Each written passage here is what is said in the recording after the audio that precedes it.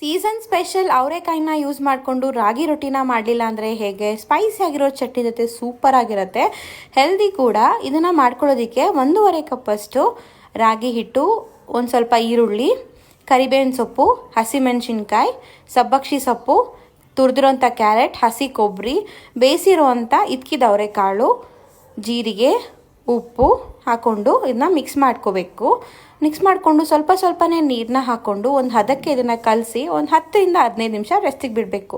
ನಂತರ ಒಂದು ಸ್ವಲ್ಪ ಹಿಟ್ಟನ್ನ ತೊಗೊಂಡು ಈ ರೀತಿಯಾಗಿ ತೆಳುವಾಗಿ, ನಿಮ್ಗೆ ಎಷ್ಟು ತೆಳುವಾಗಿ ಬೇಕೋ ಅಷ್ಟು ತೆಳುವಾಗಿರೋ ರೊಟ್ಟಿನ ತಟ್ಕೊಂಡು ಕಾಯ್ತಾ ಇರೋ ಹೆಂಚಿಗೆ ಒಂದು ಸ್ವಲ್ಪ ಎಣ್ಣೆನ ಹಾಕಿ ರೊಟ್ಟಿನ ಹಾಕ್ಕೊಂಡು ಮೇಲೆ ಒಂದು ಸ್ವಲ್ಪ ಎಣ್ಣೆ ಅಥವಾ ತುಪ್ಪ ಏನು ಬೇಕಾದರೂ ಹಾಕಿ ಲಿಟ್ ಲೂಸ್ ಮಾಡಿ ಒಂದು 2 ನಿಮಿಷ ಎರಡೂ ಸೈಡು ಕ್ರಿಸ್ಪಿ ಆಗೋವರೆಗೂ ಸುಟ್ಕೊಂಡ್ರೆ ತುಂಬಾ ಟೇಸ್ಟಿ ಆ್ಯಂಡ್ ಹೆಲ್ದಿ ಆಗಿರೋ ಸೀಸನ್ ಸ್ಪೆಷಲ್ ಇದ್ಕಿದ ಅವರೆಕಾಳು ರಾಗಿ ರೊಟ್ಟಿ ರೆಡಿ.